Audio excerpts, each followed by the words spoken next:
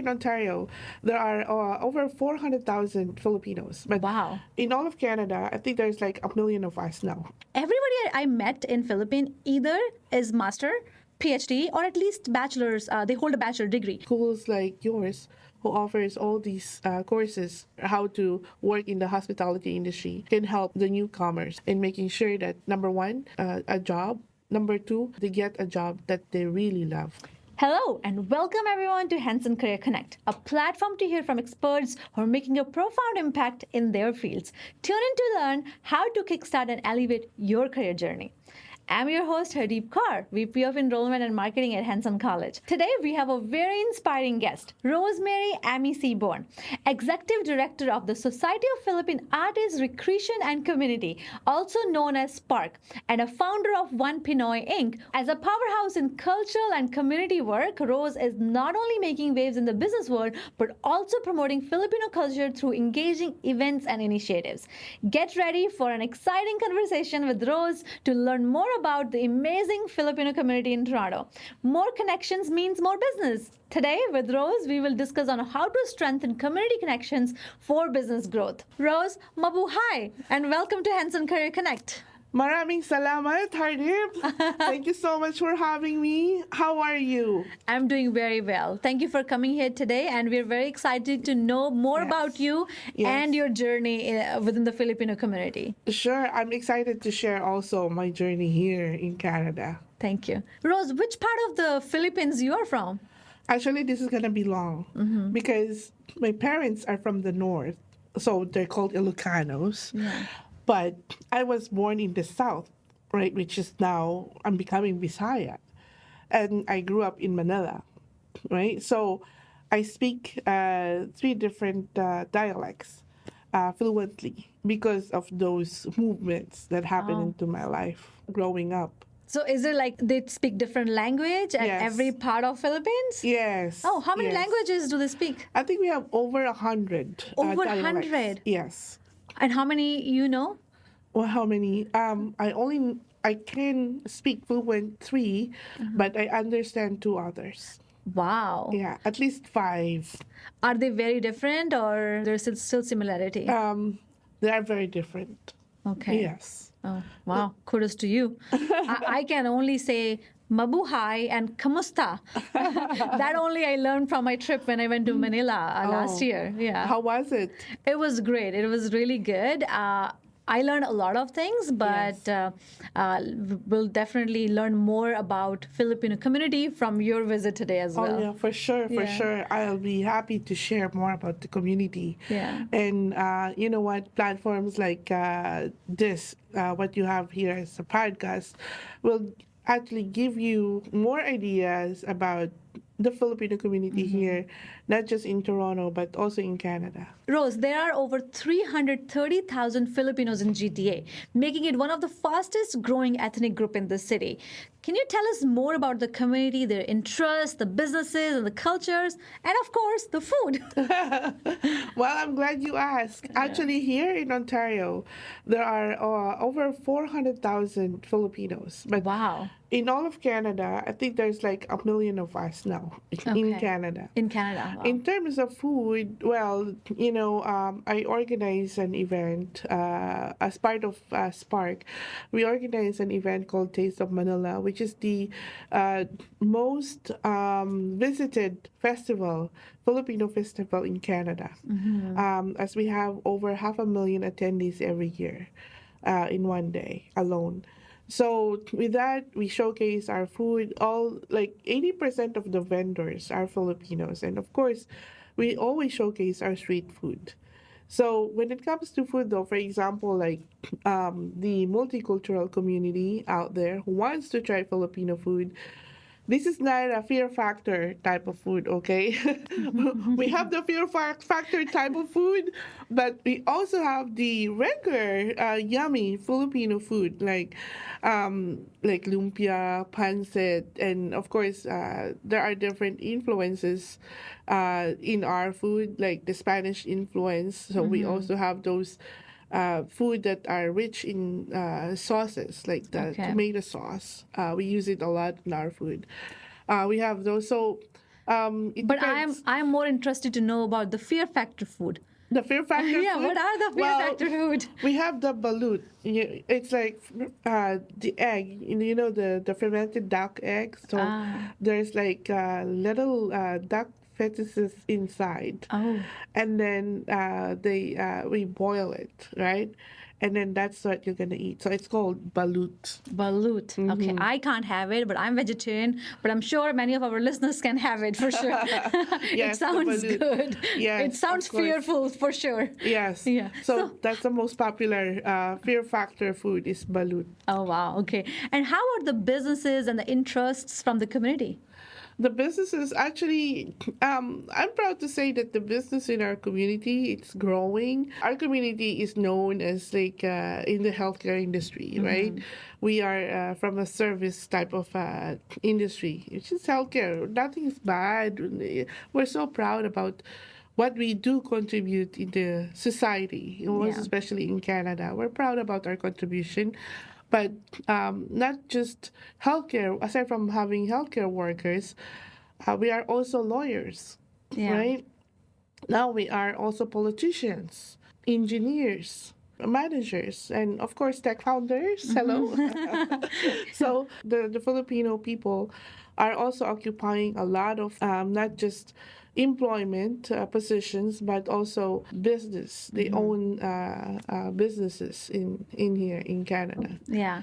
And you said it very well. Healthcare, you're filling in the needs, you're filling in the gaps, and you're Exactly. supporting the community and uplifting all of us together. So I think Yes. that's a great contribution anybody can add to a country which is kind of supporting a care and health. And at Hanson as well, we are developing a lot of new programs, and our main focus is also healthcare and wellness. And we have just launched our program, Personal Support Worker, and I'm sure through that program we Yes. will be able to support a lot of the community and the country overall. So I think Yes. what you said fits really well. As I mentioned earlier, last year I got chance to visit Manila, and I learned a lot of things during my trip. What one thing which I am not able to forget, or which was really hard for me not to notice, is that everybody I met in Philippines either is master, PhD, or at least bachelor's. They hold a bachelor degree. Yeah. So I feel like everybody in Philippines, especially in Manila, is very highly educated. So is it a norm that all Filipinos would like to pursue higher education, at least a bachelor degree? Yes, for sure. Because as we always say, like in the Philippines, our parents are very hardworking. And they always say that, you know what? We are not rich. We are not wealthy, most especially the one in the lower than middle class. They always say that, hey, we're not wealthy. The only thing that we can give you is your education. That's the only thing that you can inherit is for us to provide you for your education. So when people graduates in the Philippines, they don't have any student loan because the parents are paying for it. Yeah. It's the way of encouraging the kids to finish because they always say, our parents would always say that this is the only way you can reach for your dreams is to at least finish school. And then that's why our parents are also very strict. Yeah. You cannot date. Yeah. You gotta come home early, be studious, make sure that you get you are a dean's lister or you have an honor. Like it's always about bringing an honor to the family, and making sure that our parents are happy about what we're doing because they work hard for us to go to school Yeah. and be successful in life. I believe that a best gift a parent can offer to their kids is a right education. Yes. And I think a lot of communities are doing a great job in that. When you talked about, our parents don't allow to date or just Yeah, study, I see? can relate to that a lot, actually. I No. remember growing up. Yes.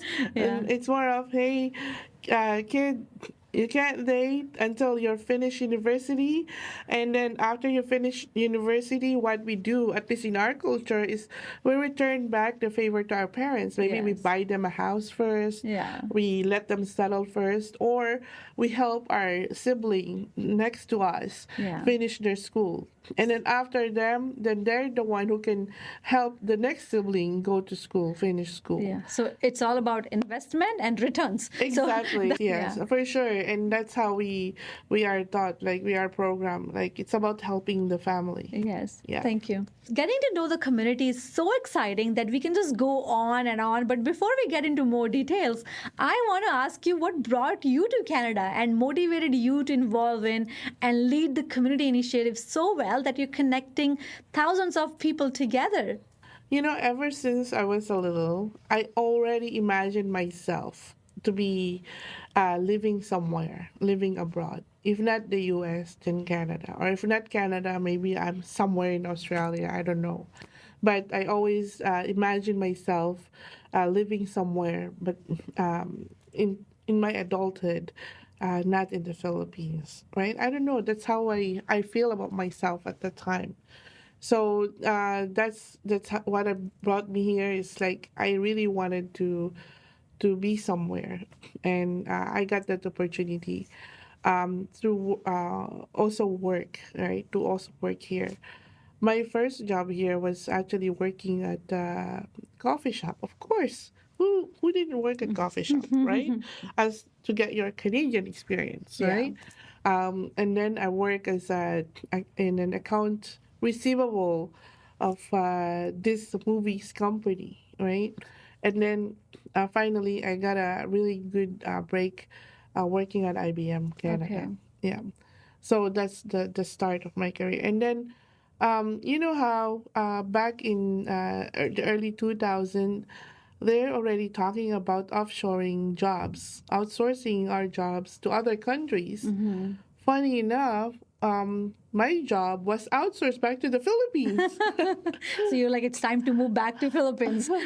No, so what I did was I already feel like it's coming, right? Yeah. But what I did was I thought about what to do next at the time.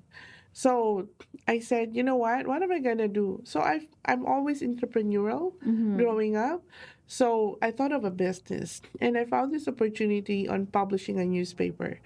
So during break time, I would sit in one corner of the building and book an appointment for my next advertiser for before I publish it in January of 2006.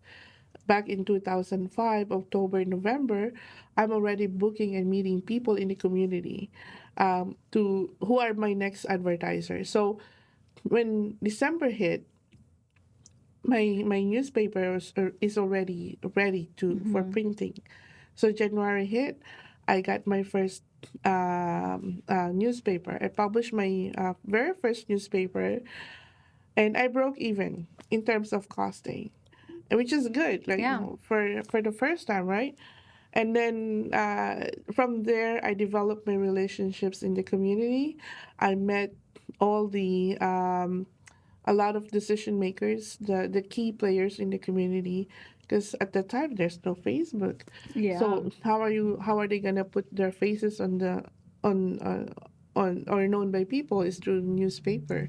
So they want you because they want you to take their photos and feature them on your newspaper. So that's how we created the relationships or started the relationships at the time. Wow. And then suddenly after that, then I became a producer of shows. Like we have popular Filipino acts, bring them here, and we rent out the Toronto Center for the Performing Arts or Massey Hall.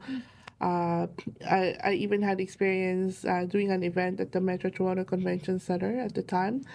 And I guess as a publisher of a newspaper, that was the natural progression of what you're doing. Yeah. So I had that, and then suddenly I was offered by a business person who said, "Hey Rose, you probably know a lot of people in the community already." I'm like, "Yes," and then he goes, "Why don't you become a mortgage broker, a mortgage agent? You can do this."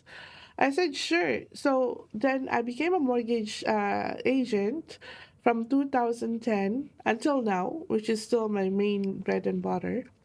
Uh, and then what happened was they actually helped me go through the transition, and then I focused on being a broker, and then 2018, 19, suddenly they said, you know what, you can still be part of the community by volunteering and getting involved in other events. But when I came back to the community in 2021, 22, I became so involved because that's how I first thought about the One Pinoy app. And I thought, you know what? I need to go back so that I can promote the One Pinoy app. Because I thought about One Pinoy. When I was thinking about One Pinoy, I was thinking about my community as a whole. Yeah. Not about other communities, but just the Filipino community and the dynamics, most especially during the pandemic. So your journey is, to me, seems like a iceberg. You know, there's a tip where we can see all the successes you have achieved, but there's a lot underneath which Yes. is hidden, and it's really motivating to hear from you that for you to become where you are today, there was a lot of ups and downs, a lot of changes happened That- in your life, right? Yes. And you took those changes and you converted them into opportunities and successes. That's well, very credible, which the you have achieved. Thank you. Yeah. And the other thing that I haven't told you about is Yeah. when I was doing this back in 2006, I was in the middle of a separation. Oh, wow. And I was alone, and I had a 3-year-old daughter at the time. Wow. So you have to also put in the in the mix being a single parent. How are you going to take care of your business, and then take care of your child, Yeah. and then attend all these things, and at the same time be profitable because I have a mortgage to pay. That's I've got right. a car payment to do and insurance and whatnot. So Wow. you have to multitask a lot. Yes. And how old is your daughter now? She's 22. Wow. So I'm sure she's very proud of you, what you have achieved and I hope so. accomplished. Yeah. Yes, No, yes. that's really really good. Thank you so much for sharing that. Yeah. Yeah. So everybody can do this, whatever state they have in their life, they can, as long as they're motivated to be successful. Because in Canada, I think one of the things we have here as immigrants Yeah. is the ability to actually grab an opportunity and run with it. Everybody is given the same opportunity, right? You, me, but it's up to us which opportunity we grab first. Sometimes they come in multiples, right? Yeah. But just grab on the opportunity when you're given, right? Yes, Yeah. and the one that actually would fit you and you have a passion for. Yes. As long as you have a choice, Yes. and then why not? I agree with Yes. you. That's great. I think so. During your journey, you have organized various events for the Filipino community. Could you share some of the impactful events that brought the community together for the better cultural experience? Well, in the community, I've also volunteered in other organizations. One thing that I can tell you is that there's one event I got involved with in organizing as an organizer, which gives, I think, the best and the biggest impact in terms of being known not just in our community but also outside, which is called Taste of Manila. But before that, before we actually handled Taste of Manila or organized it, we started organizing it in 2023, but it's becoming more and more bigger. Uh, but it started all in 2014. But other organizations were organizing or in charge of organizing it. Having picked to organize that event, it's a privilege. I attended one of the event you hosted, and that was one of the best experience I had. Oh, So thank you. very fun and entertainment. Yes, we are always about entertainment, Filipinos. Yeah. Right. That's why like they think all Filipinos can sing. Yeah, I think that's right. So are you going to sing for us today? No, I can't sing. I can do anything but not singing. Not singing. Yes. We'll save that for next time. How about Yes. that? During your events, how do you approach to support the small Filipino businesses and newcomers who wants to grow their network within the community? Well, number one, we provide seminar. So we have a big event like Taste of Manila, which is being visited by 500,000 people, right? In 2 days time frame. So what do we do is what I like doing, at least as an organizer, is to prep uh, the um, the business owners who wants to participate. We give them ideas on how to number one prepare like marketing materials, or if you're selling food, hey, here's the volume of of hungry people that you will be serving, right? Not 50, not 500, but 500,000 people, right? So imagine that, like what kind of preparation you will have to do so that you can sell more barbecues. Like we have a vendor uh, for the whole month of June and July, they already start putting barbecues on, and Wow. preparing barbecues and sticking it in the freezer. They rent out freezer outside of their store, and they sell at least 30,000 barbecue sticks. For Taste of Manila, and that's just one business owner or Yeah. one restaurant. So we give them seminars. uh, we also invite the Toronto Public Health to speak so they know the rules. We don't want them to go home in the middle of the day because the Toronto Public Health will have to throw their food because they didn't follow the right temperature. Yeah. So we want to educate them as much as we can, to make sure that they will become successful in our events and be profitable so that the next year they're still going to join us, right? Yes.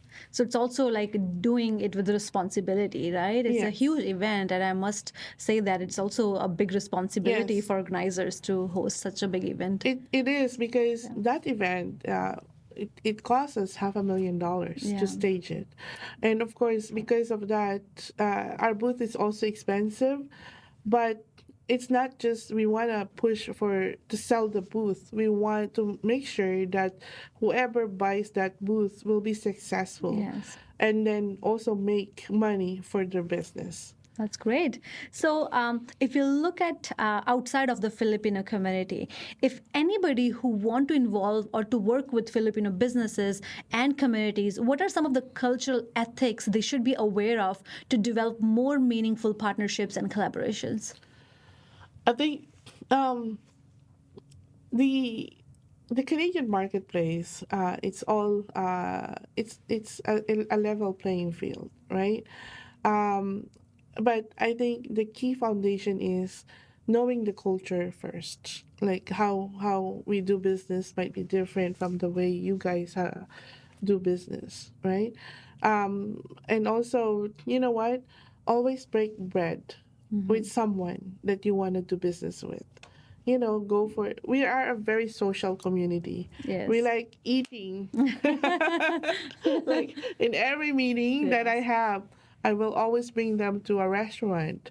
It could be at Casa Manila, which is a very nice restaurant with cultural display.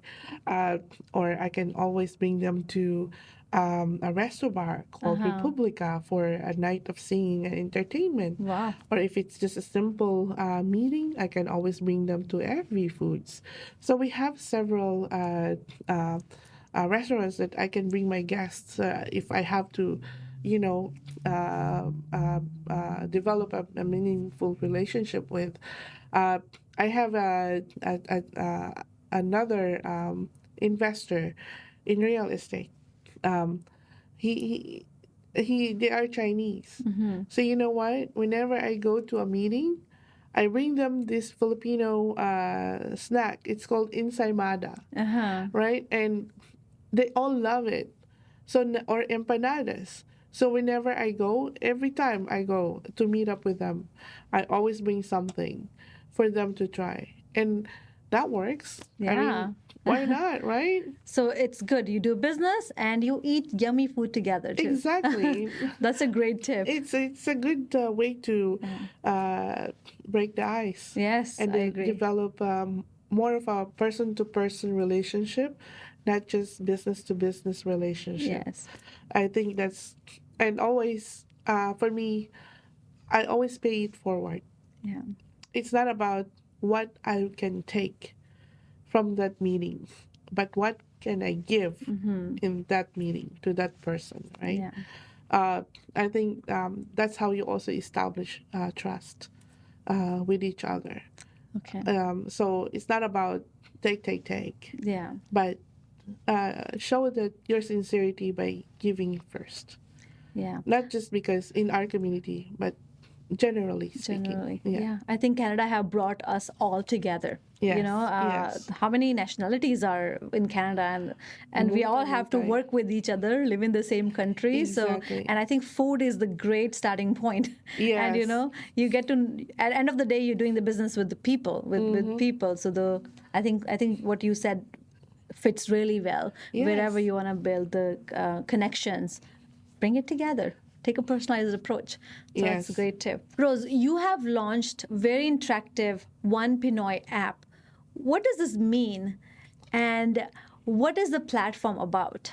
Okay, one Pinoy. Okay, so Pinoy is the what we call ourselves, like slang for Filipino. So Pinoy. Oh, So and one Pinoy. The reason why one Pinoy, it's like one saying one Filipino. so Uh, Pinoy is a means Filipino. means Filipino, right? Wow, I learned Yes. something new from you today. Yeah. So, whenever you see a Filipino out there, oh, there's one Pinoy out there, Okay. right? Okay, thank you. So, the reason one Pinoy is because the reason why we name it one Pinoy is because we see ourselves in Canada as like a one community, one Filipino community in Canada. So that's why I named it One Pinoy.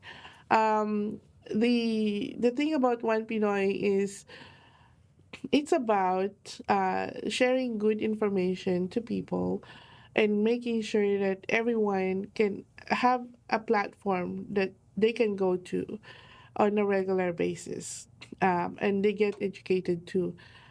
So in One Pinoy, when I thought about it, I was talking to my friend in Vancouver, and I said, "Hey, there's a Filipino who won an MP seat in here in Mississauga. Have you seen it?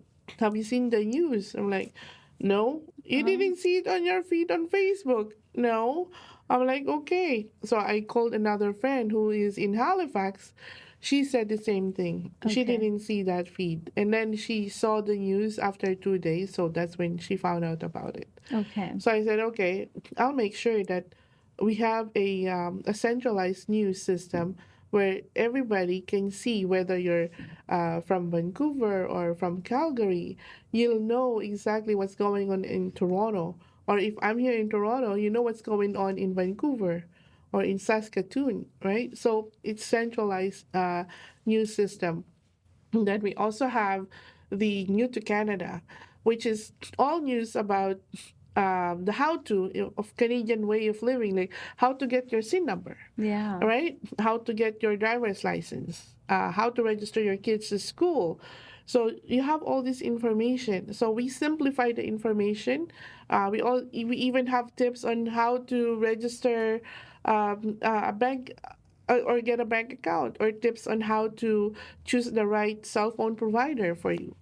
Like it's because you're a new immigrant, you gotta save money. You don't want to walk away from a cell phone store with $150 monthly fee, right? That's Yeah. so it's like, oh, let's educate them. So that's the other version of One Pinoy. But and the third one is to make sure that everybody can see each other, can talk to each other, can hang out, can learn from each other. That's the other feature of One Pinoy. So that's why, you know what, when you're a new immigrant, what's the number one you actually look for in your new place? Yeah. Where to find That's right. the ingredients for your next food, right? Yeah. Or the restaurant, a restaurant that sells your favorite food, Yeah. right? So that's why there's a feature there called Food Trip. Mm-hmm. Because as a new immigrant, or even me, I've been here for so long, it's like, you know what? I want to eat this food, this kind of food. Where can I get it? So you can find it there. A lot of people would post. They like to interact. They share it. Okay. Like One Pinoy is kind of bringing the community Together. together as one. So you Exactly. tell them where they can eat, where they can live, and where they can go for entertainment as well. Exactly. Okay. Everything is there, and I even have a page because we were joking before in our community. There are over 400 in Ontario, over 400 associations. Yes. So imagine the work of our consul general on how to, Yes. to monitor the schedule of our consul general. Yeah. It's We don't even crazy. have 400 days in a year. Yeah, How does he exactly. manage? I know, right? So you know what happens is I said let's do a calendar of events so Yes. people can post their posters in that particular page. Yeah. So when I scroll, hey, what's going on in the community this weekend? You just scroll it, and then Okay. there's a concert, there's a dance party, or there's a community association meeting. So you can actually just scroll it Wow. easily. That sounds like a fantastic resource. Can I be part of that? Of course, everybody can be part of Okay. it. One of the things also that the idea that I got is that even before Filipinos comes to Canada, they can already know more about the community they're going to Yes. by just downloading the app. Yeah. Right? They can already learn the how-tos of the Canadian way of doing things and even find a job Yeah. through the app. Wow. Because we also have a job center in the app. Wow, it seems like really great resource, and I'm sure there's a lot of people who's already, taking the value out of it. Working with SPARC, you support a lot of newcomers and local businesses.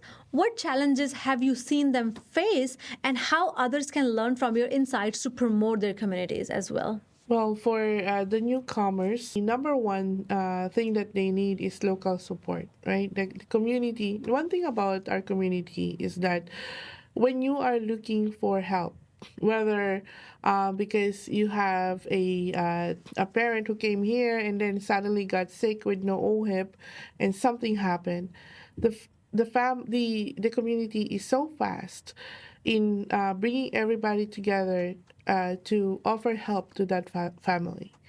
So that's one thing we do have. I'm proud to say about that trait. We call it bayanihan. It's like helping.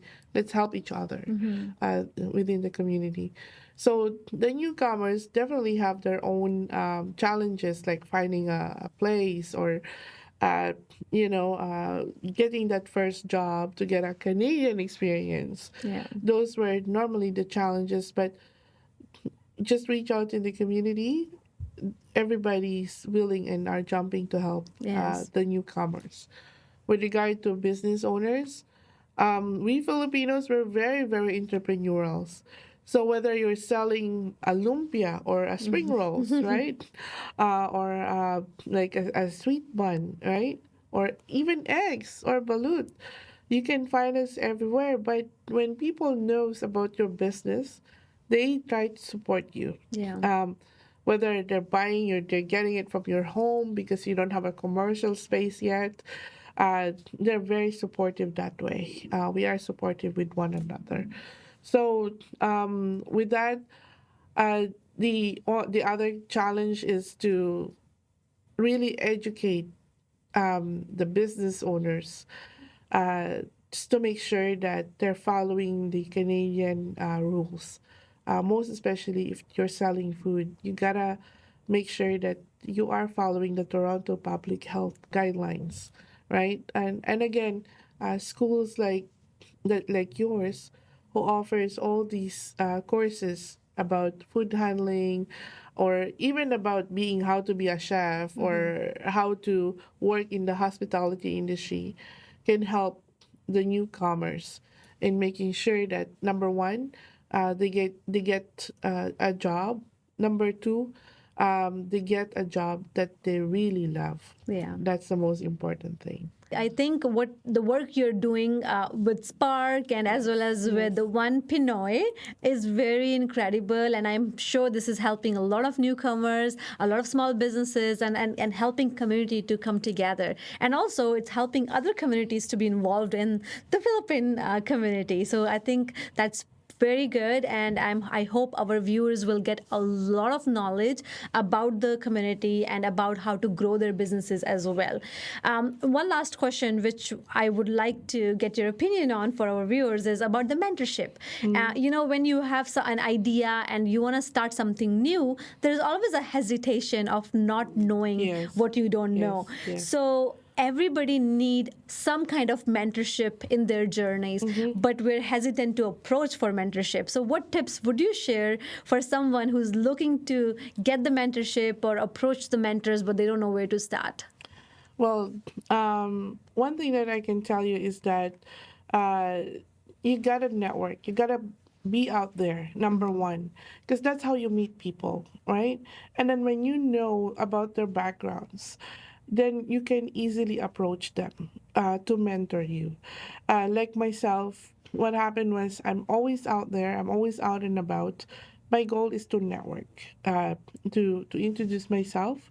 I am not I am not afraid to introduce myself. I'm always like, I think I always like to meet people all the time, most of the time. And then whenever I ask questions too, right? Like who you are, what you do, and then I read about you, whether it's on LinkedIn or Google. Oh, this is her background or his background. I wonder if he or she can mentor me about these things, or I can call and say, hey, I've got a situation. What can you say about it? Yeah. So get their opinion, all right? And always there are other people. There's always someone out there who is willing to mentor you, regardless if like um, what you wanna get out of that mentorship. It's up to you, right? You always have a goal. Why do you want to be mentored? Who is the person, the key person that can give you that type of mentorship that you're seeking? Yeah. For me, you always get that via networking. Yes. So go out there and network. That's very good advice. Thank you so much, Rose. This Thank was you. very incredible conversation, and we can go on and on, but we also have a time stop. Thank you so much for Yeah. having me today. Salamat, Rose. You're welcome, Hardeep. I think I've used all of my Filipino words I know for this podcast, and No. my trip was successful for now. No worries. I'll teach you more next time. I see you. Definitely. Thank you. Well, that was an incredible conversation.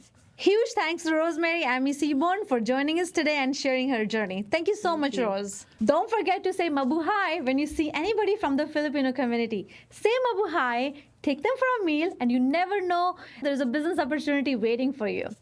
Whether you're starting a new program or you're doubtful about getting into a new industry, Hanson College is here to guide you at every step of your journey. Visit our website and explore a variety of programs we're offering and connect with our admissions team today. If you are inspired by Rose's story, be sure to check out One Pinoy App and all her upcoming events. Remember, community is about connection, and every little effort counts in bringing us closer together. Thank you for listening, and if you have enjoyed today's episode, don't forget to subscribe, rate, and share. We'd love to hear your thoughts and experiences, so feel free to reach out on our social media. Until next time, keep connecting, keep thriving, and let's continue to celebrate an amazing culture around us. See you in the next episodes. Cheers. Cheers.